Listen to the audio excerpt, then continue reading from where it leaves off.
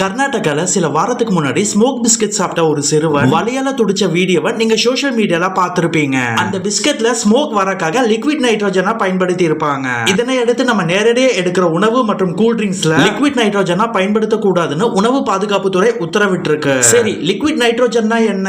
இது மிக குறைஞ்ச வெப்பநிலையில திரவ நிலையில இருக்கும் நைட்ரோஜன் ஆகும். இதுக்கு வாசனையும் இல்ல, நிறமும் இல்ல.